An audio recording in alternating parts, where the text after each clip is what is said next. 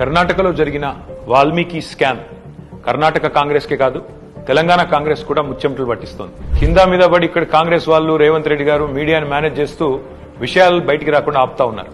కానీ ఆ మబ్బులు కూడా తప్పకుండా 4-5 రోజుల్లో విడిపోతాయని నేను అనుకుంటాను. గవర్నమెంట్ డబ్బులు గవర్నమెంట్ అకౌంట్ల నుంచి అక్రమంగా ఏ కారణం లేకుండా సరిగ్గా పార్లమెంట్ ఎలక్షన్ కు ముందు 180 కోట్ల రూపాయలు దారిమల్లినాయి. కర్ణాటక ముఖ్యమంత్రి స్వయంగా సిద్దరామయ్య గారు అసెంబ్లీలో ఈ వాల్మీకి స్కామ్ లో భారీ ఎత్తున డబ్బులు దారిమల్లినాయని ఆయనే ఒప్పుకున్నారు.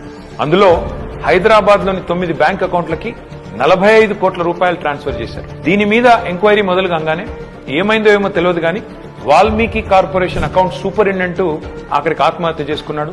ఇవాళ ఆయన కుటుంబం రోడ్డున పడే పరిస్థితి. బ్యాంక్ అధికారులతో సహా 11 మందిని ఈడీ అరెస్ట్ చేసింది. కర్ణాటక నుండి మన తెలంగాణకు అక్రమంగా ఈ డబ్బు ఏ అకౌంట్లలోకి వచ్చింది, ఆ అకౌంట్లు ఎవరివి, ఈ తీగ లాగితే తెలంగాణ కాంగ్రెస్ డొంక మొత్తం కదులుతా ఉన్నది. మొన్న పార్లమెంట్ ఎన్నికల్లో తెలంగాణ కాంగ్రెస్ పార్టీ తన ఖర్చులకు ఈ డబ్బులే వాడినట్టుగా అనిపిస్తా ఉంది. 4.5 కోట్ల రూపాయలు నేరుగా V6 బిజినెస్ అనే కంపెనీకి ట్రాన్స్ఫర్ అయినట్టుగా ఆధారాలున్నాయి. ఈ V6 బిజినెస్ కంపెనీ ఓనర్ ఎవరు? SIT, CID, ED ఈ దాడులన్నీ జరిగిన తర్వాత కూడా మన తెలుగు మీడియాలో ఈ వార్తలు రాకుండా అడ్డుకుంటున్నది ఎవరు?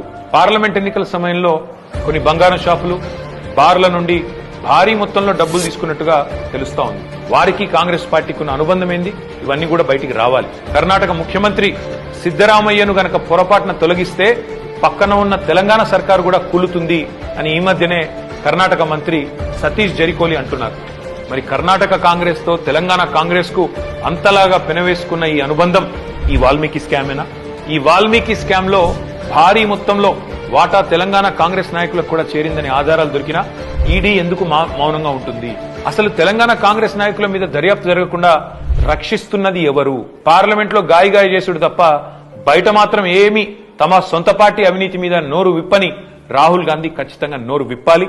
ఈ వాల్మీకి కార్పొరేషన్ గుట్టు విప్పాలని చెప్పి నేను డిమాండ్ చేస్తా ఉన్నాను.